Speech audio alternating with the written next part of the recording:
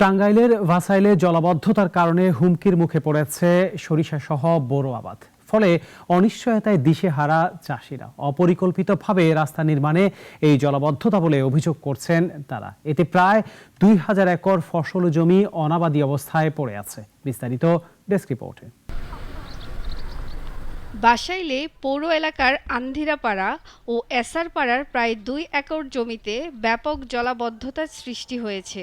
স্থানীয়দের অভিযোগ, অপরিকল্পিতভাবে রাস্তা নির্মাণের ফলে সৃষ্টি হয়েছে এই অবস্থা। একই কারণে গত বর্ষাতেও নদীর বাঁধ ভেঙে পানি ঢুকেছে।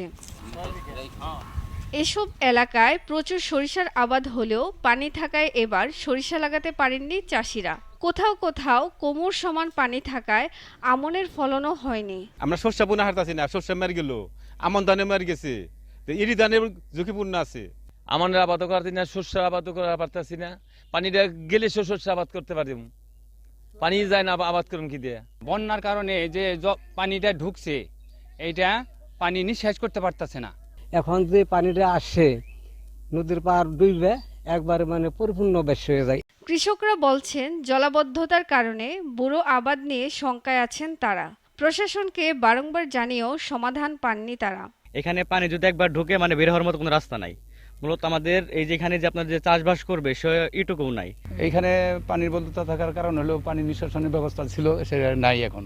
জানতে চাইলে উপজেলা কৃষি অফিসার ক্ষতিগ্রস্ত কৃষকদের প্রণোদনা দিয়ে সহযোগিতার কথা বললেন। এই জলাবদ্ধতা নিরসনের জন্য সহযোগিতার আশ্বাস দিয়েছেন।